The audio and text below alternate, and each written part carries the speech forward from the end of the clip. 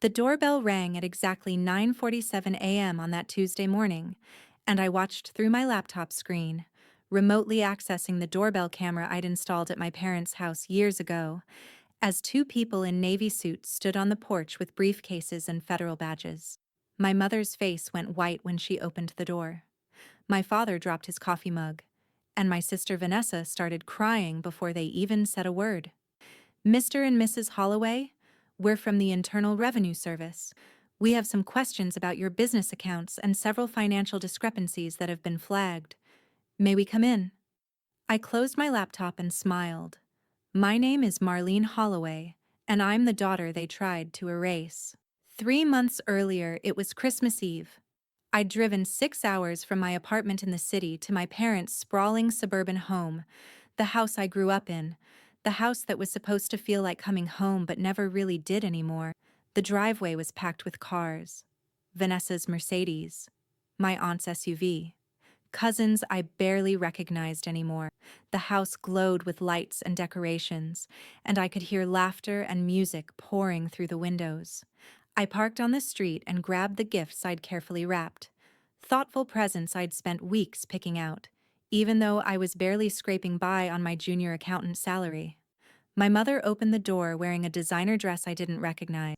Her eyes flicked over me, my discount store coat, my worn boots, my practical handbag. "Oh, Marlene, you're here." Not "Merry Christmas," not "I'm so glad you made it." Just acknowledgement of my existence. "Merry Christmas, Mom." She stepped aside to let me in, already looking past me toward the living room where everyone else was gathered. "Vanessa's been here since yesterday. She's been helping me with everything." Of course she had. I walked into the chaos of my family Christmas. My sister stood in the center of the room like a queen holding court, wearing what looked like $1,000 outfit, her hair and makeup perfect, holding a glass of champagne and laughing at something my father said. She was 23. I was 28. But somehow, she'd always been the star. "Marlene!" my father boomed, but his enthusiasm felt forced. "There's our career woman. Still crunching those numbers?" "Still working, yeah," I said, setting down my bags of gifts near the tree. "Must be so stressful," Vanessa said, her voice dripping with false sympathy. "I don't know how you do it, working those terrible hours for barely any money. I could never." Vanessa didn't work. She'd graduated college 2 years ago with a communications degree and hadn't applied for a single job. Our parents supported her completely, paid her rent, her car insurance, her credit card, everything.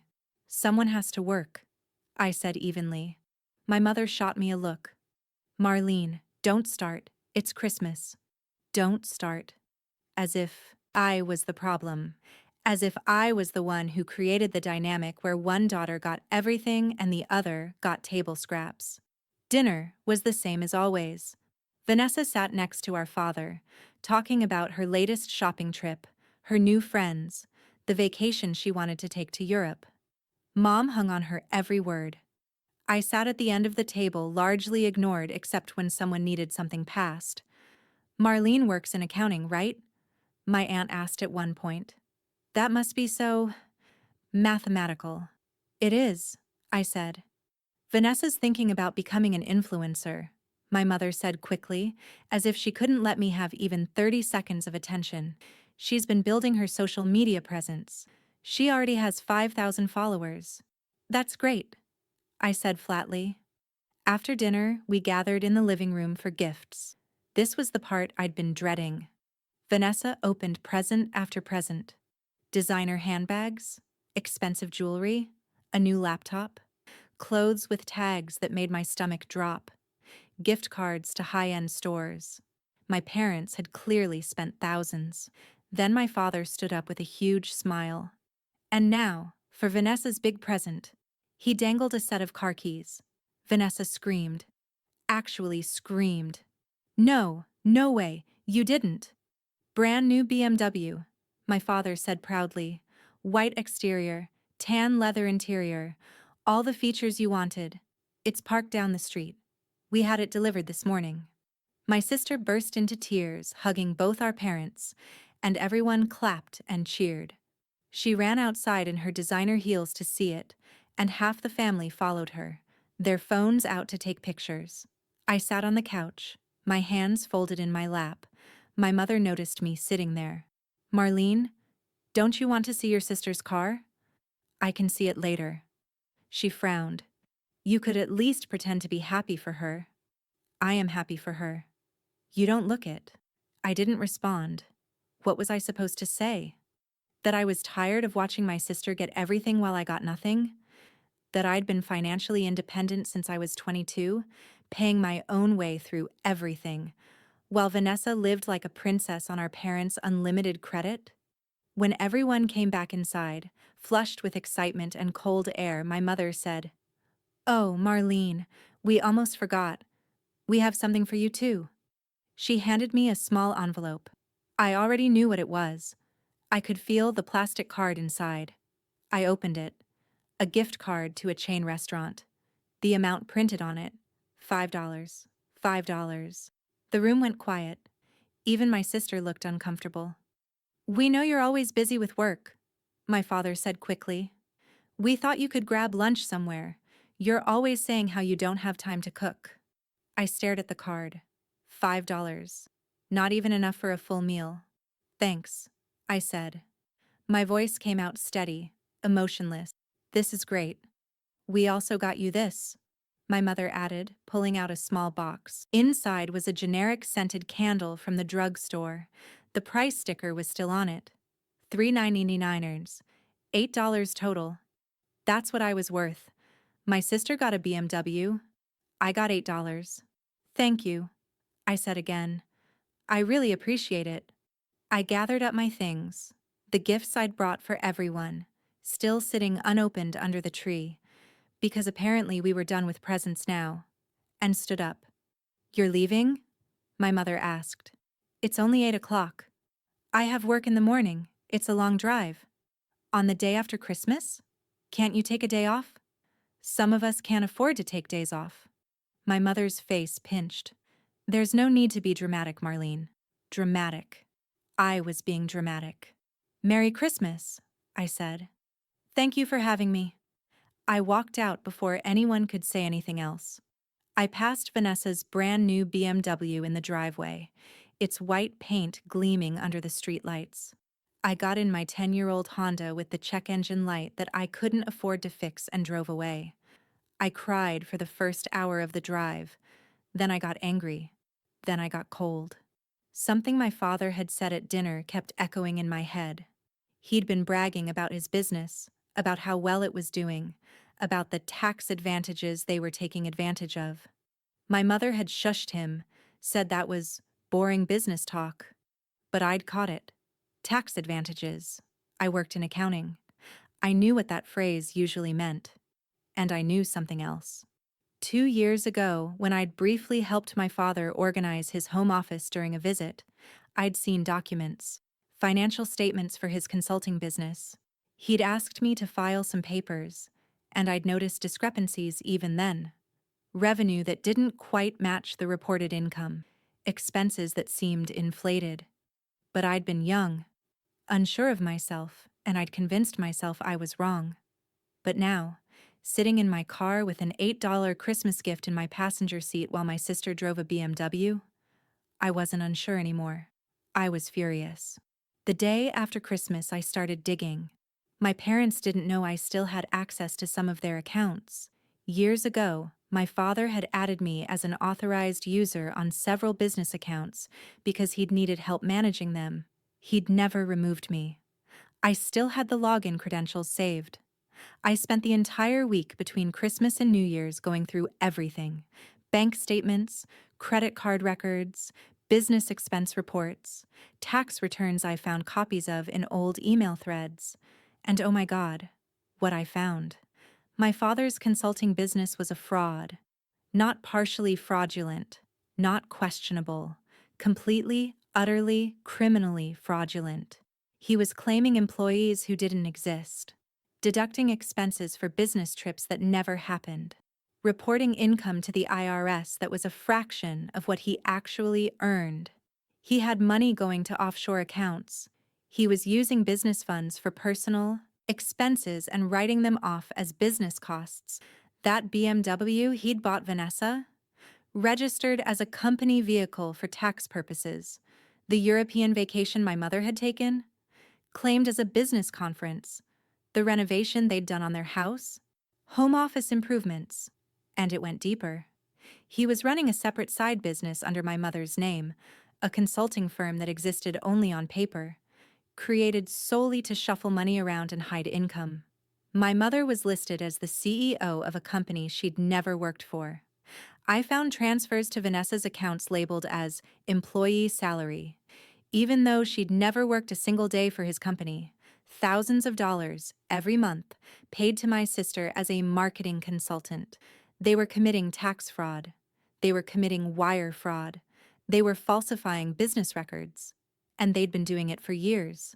I sat in my apartment on New Year's Eve with printouts and spreadsheets spread across my floor. My hands were shaking. My chest felt tight.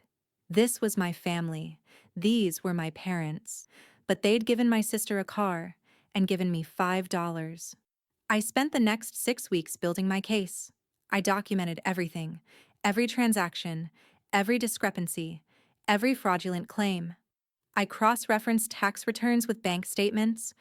I found proof of the false businesses. I tracked the money flowing to Vanessa. I barely slept. I worked my regular job during the day and did my investigation at night. I became obsessed. My coworker noticed.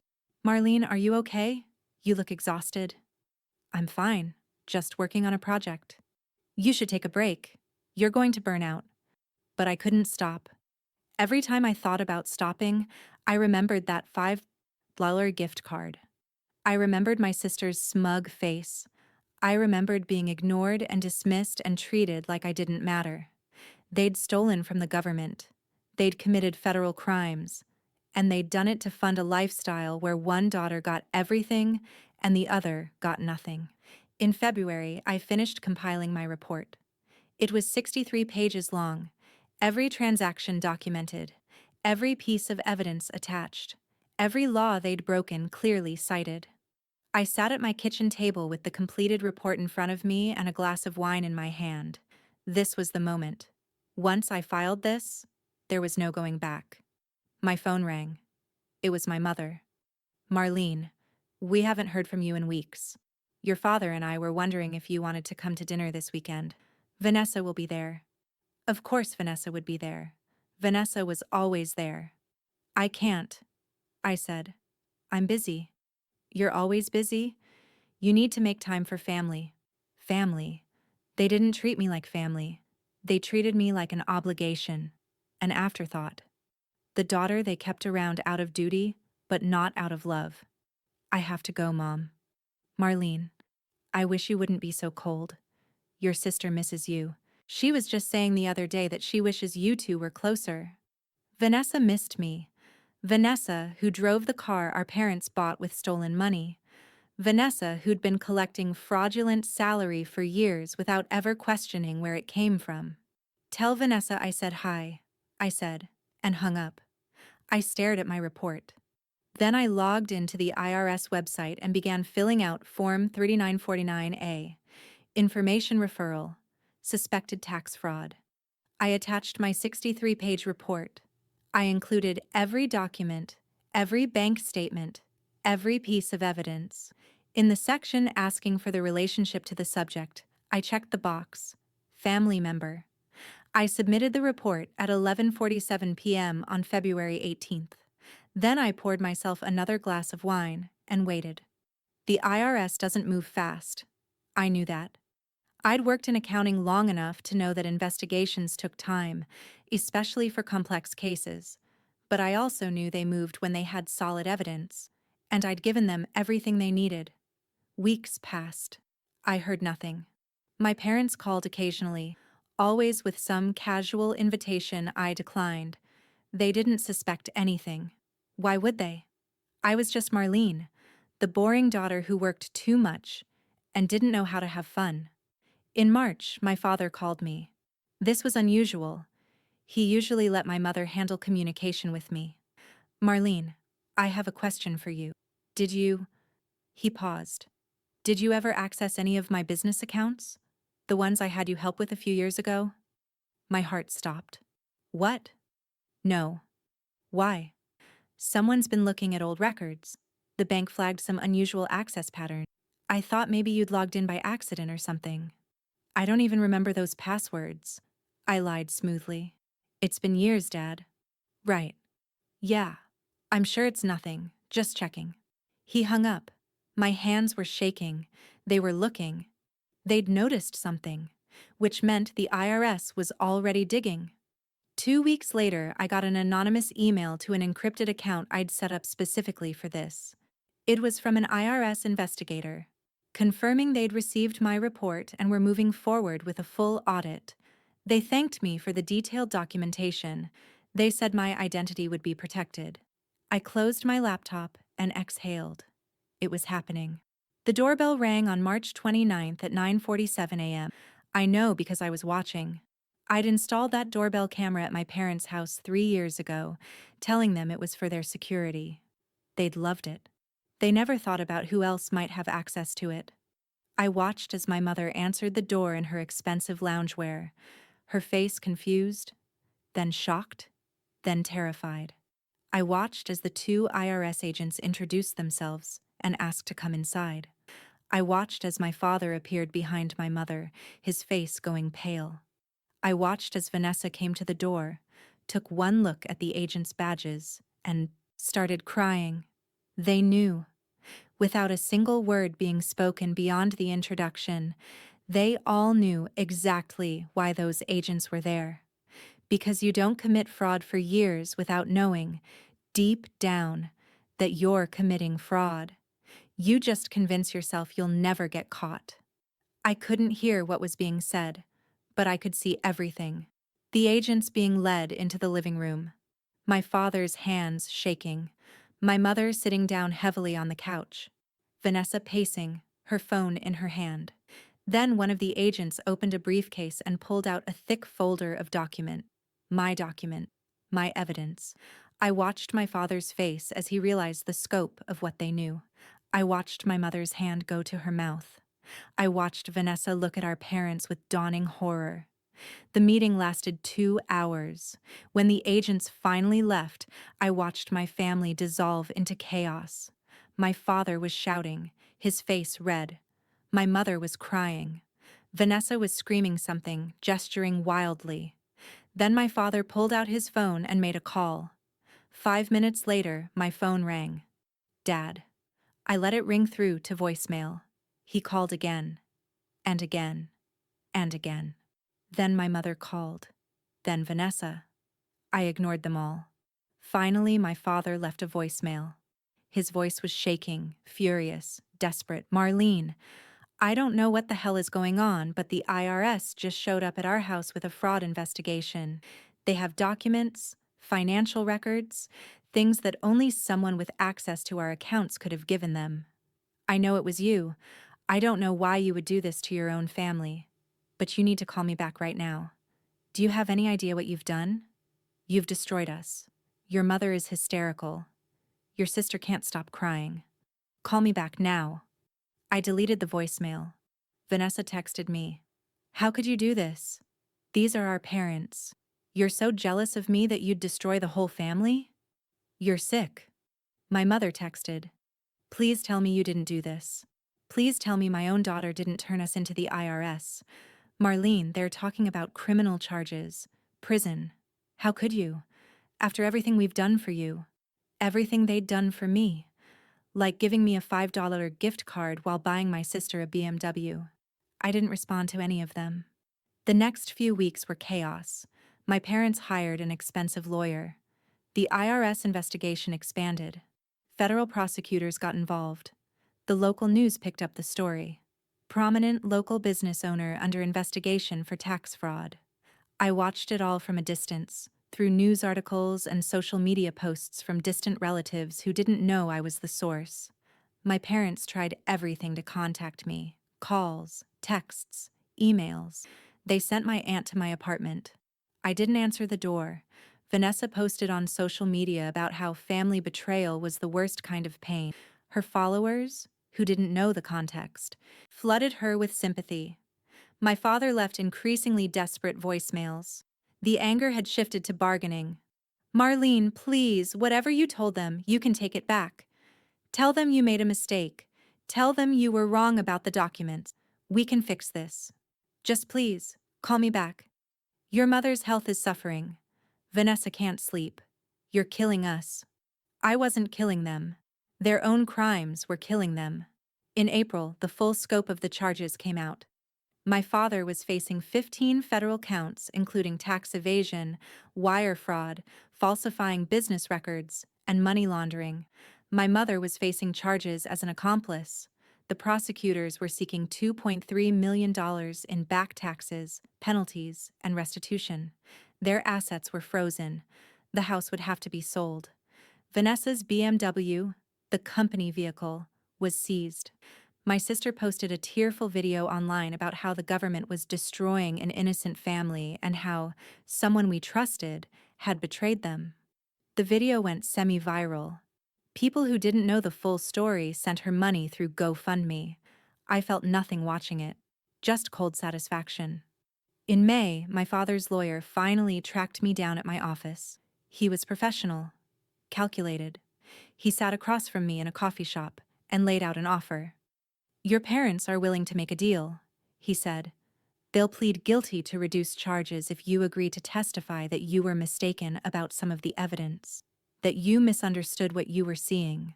They're not asking you to lie, just to acknowledge that you're not a forensic accountant and that you might have made errors in your interpretation. I took a sip of my coffee. I didn't make errors.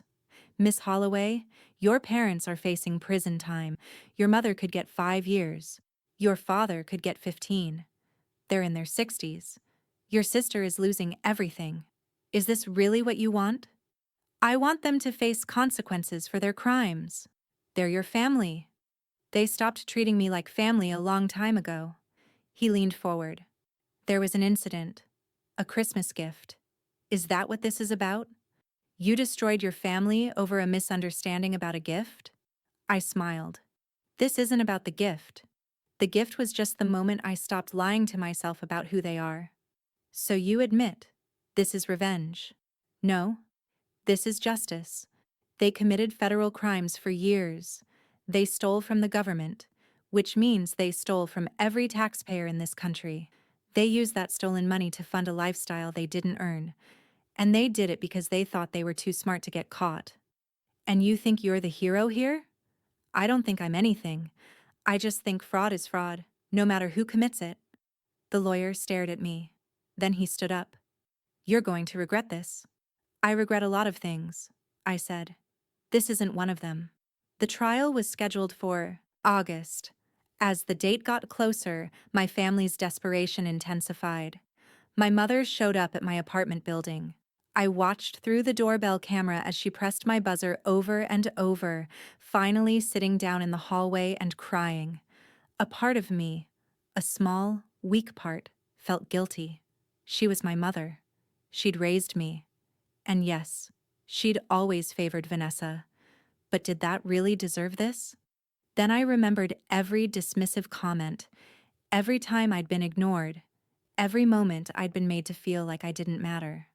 I remembered working 2 jobs to put myself through college while Vanessa got everything handed to her. I remembered every time I'd asked for help and been told I needed to be more independent, while Vanessa got money whenever she wanted it. I remembered that $5 gift card. And I didn't go downstairs. My mother finally left after an hour, her face blotchy and swollen from crying. Vanessa tried a different approach. She posted a public video addressing me directly. Marlene, I know you're watching this. I know you're angry at Mom and Dad for some reason, but please, think about what you're doing. They made mistakes, okay? But they're good people. They don't deserve to go to prison. And I know you're upset about Christmas, but it was just a misunderstanding. They didn't mean to hurt you. Please, can we just talk? Can we fix this as a family? The video got hundreds of thousands of views. People commented about what a heartless monster I must be. Some people even found my work email and sent me hate mail. I didn't care. These people didn't know the truth. They saw a crying young woman begging her sister for mercy. They didn't see the years of fraud. They didn't see the stolen money. They didn't see the favoritism and dismissal and contempt.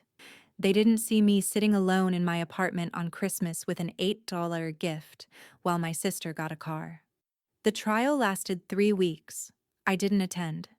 I didn't need to. The evidence spoke for itself. The prosecution laid out the entire scheme in excruciating detail.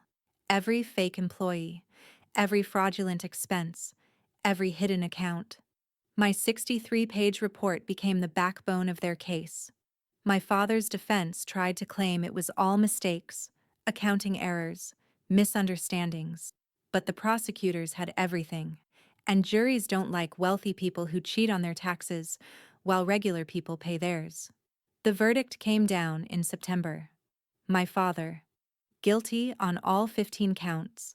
Sentencing: 12 years in federal prison, $2.3 million in restitution. My mother, guilty on 5 counts of conspiracy and fraud. Sentencing: 4 years in federal prison, co-liable for the restitution. Vanessa was not charged criminally. She was ruled to be a beneficiary of the fraud rather than an active participant, but she was required to return all the money she'd received as fraudulent salary, including enough to cover that BMW, which had already been seized. The house was sold to pay part of the restitution. Most of their assets were liquidated. Vanessa had to move into a small apartment and get an actual job for the first time in her life. My parents were let out of the courtroom in handcuffs. I watched the news coverage from my apartment. My mother was crying. My father looked broken. Vanessa was screaming at the reporters, saying our family had been destroyed by a vindictive lie. I turned off the TV. It's been 6 months since the sentencing. My father is in a minimum security federal prison in Pennsylvania. My mother is in a facility in West Virginia. Vanessa won't speak to me. She's made that clear through several furious emails that I've never responded to. My extended family has split. Half of them think I'm a hero for exposing the fraud. Half of them think I'm a monster who destroyed my family over a grudge. I don't talk to any of them. I still work as an accountant. I'm actually doing well. I got a promotion last month. I moved to a better apartment. I'm saving money for the first time in my life. Sometimes, late at night, I think about that Christmas. I think about opening that $5 gift card. I think about the moment I realized that I would never, ever matter to my parents the way Vanessa did. People ask me if I regret it, if I wish I'd handled it differently, if I feel guilty about my parents being in prison. The truth is complicated. I don't regret exposing the fraud. They committed crimes. They deserve to face consequences. The fact that they're my family doesn't change that. But do I feel guilty? Sometimes. Late at night, when I can't sleep, I think about my mother crying in my apartment hallway. I think about my father's desperate voicemails.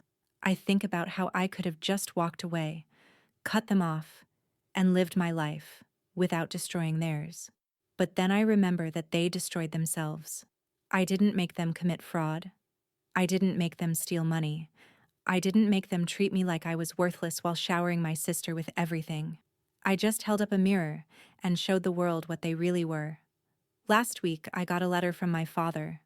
It was the first contact I'd had from either of my parents since the trial. I almost threw it away without reading it, but I didn't. I opened it. The letter was 3 pages long, handwritten, his handwriting shakier than I remembered. He apologized. He said he understood why I did what I did. He said he and my mother had failed me, that they'd been so focused on Vanessa because she needed more help, because I was always so independent and capable. He said they were sorry about the gift card. He said he knew now how much they'd hurt me, how much they'd taken me for granted. He said he loved me and hoped that someday, after he served his time, we could talk. He didn't ask me to forgive him. He just said he understood. I read the letter 3 times. Then I folded it, put it back in the envelope, and filed it away in my desk drawer. Maybe someday I'll respond. Maybe someday I'll visit him. Maybe someday I'll be ready to have that conversation. But not today. Today, I'm just Marlene Holloway. I'm 28 years old. I work in accounting. I live alone in a decent apartment. I pay my taxes. I follow the law. And I learned a very important lesson that Christmas when they gave my sister a car and gave me $5. I learned that sometimes, the people who are supposed to love you the most are the ones who betray you the deepest. And I learned that when someone shows you who they really are, you should believe them, even if it destroys everything.